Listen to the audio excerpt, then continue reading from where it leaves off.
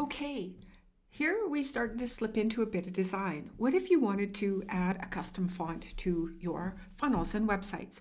Say, for example, I want to change this to a custom font. How would I do that? Well, inherently inside of the funnel or of the software itself is Google Fonts. It's going to bring in most Google fonts for you to use.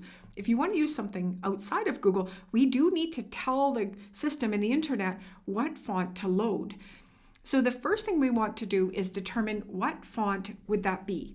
So I have downloaded a font. It's called Moonstone, and the file is OTF.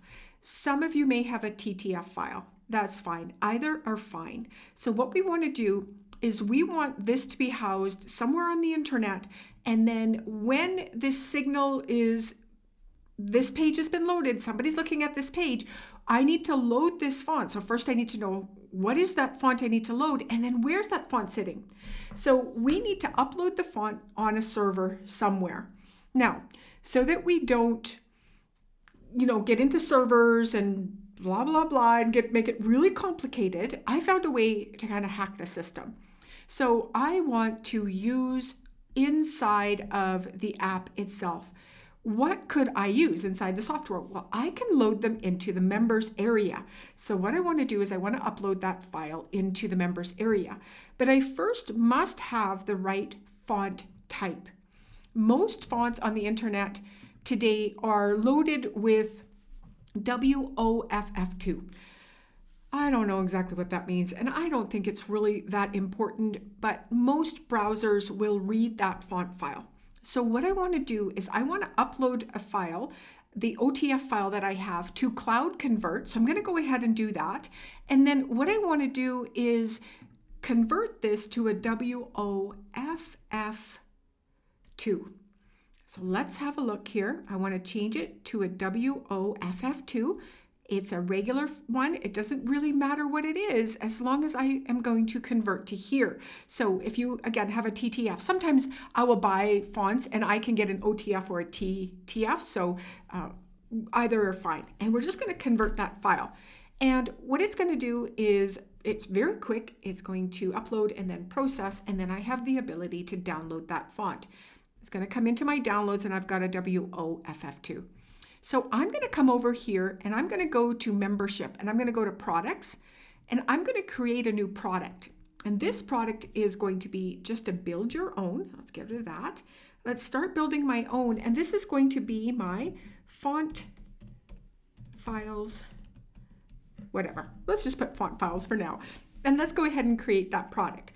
Now what I want to do is I want to open this up and I want to upload my file. So I'm going to add my file and choose my file, and I'm going to be sure that I've got the WOFF2, right? Okay, perfect. Let's go ahead and grab that. It's going to upload. The next thing I'm going to want to do is make sure I'm published and save. Then I don't want this font file here. I want the URL from the preview over here. So I'm going to right click and I'm going to copy that link address. And then I'm going to come over to my notes and I've got this dropped down below for you. So this says your font URL in here. I hope that's big enough to see. Let me see if I can make that a little bit bigger. In between the little tiny, like apostrophe, I guess is probably the word. And then I'm going to Command or Control V, and I'm just going to drop that in there. So it's quite a file, and it's absolutely imperative that that little thing, it's going to be hard to see. I'm going to put this down as an example for you down below, and you're going to be able to see that little asterisk or that little apostrophe there. Apostrophe, not asterisk, is going to be sitting there. And then the format I want is the WOFF2. Now, what am I going to call this file? Well, I would, if you have more than one or more than one font, right? And I would just call this one Moonstone. So font face, so this is Moonstone, and I'm going to just lowercase it just for fun. And it's always important to make sure, Pamela, that you spelt it correctly. And then I'm going to grab that, and this label is going to be Moonstone. And I'm going to go here. I'm going to go Moonstone. So this is what I need to add to the pages that I want to add this to. Okay, so I'm going to go ahead and I'm going to copy this and I'm going to come out of here for now. I can go ahead and keep adding more and more fonts if I'd like. And over here, maybe what I'll do is I'll call this the Moonstone font file. And I'm going to go ahead and hit save on that. And then I'm going to come back to my funnel and we're just going to work in this one that we've been kind of playing in for a while. And on this thank you page, let's change out that headline. So the first thing I want to do is I want to make sure in settings under custom CSS that I have added in all those font CSS files. Now, what I do like to do is copy this as well. And this tells me what this code is for. And if I've got the / and the asterisk, it doesn't read that as code. It just stays in as text. So I can tell that this is actually, oh yeah, that's right. These are my font files that I've hosted.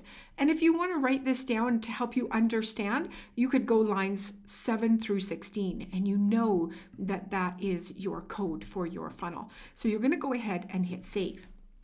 Now, it hasn't changed this. So what I'm going to do is I'm going to click on the element of the text that I want. And we've spoke a little bit about this. I had said to you, custom class. I'm going to talk about that at a later date. So what I can do here is just type in Moonstone with no period and hit enter. Did you see it flip? Did you see it? Let's do it again just for fun because that's fun, right? And then let's go Moonstone. Whoops. Moonstone. And it's flipped. Or what I could do, it's harder, I think it's more work, is I could copy this and I could come in. And this is a little bit more old school, and I could put the headline in as well. And it does get a little bit more complicated. I go through this a little bit more, but you may see this as well in your code. And that is also what's happening, is we could add this in and make sure that this is this heading. So that is how to add custom CSS to your funnel. It's really sexy, right?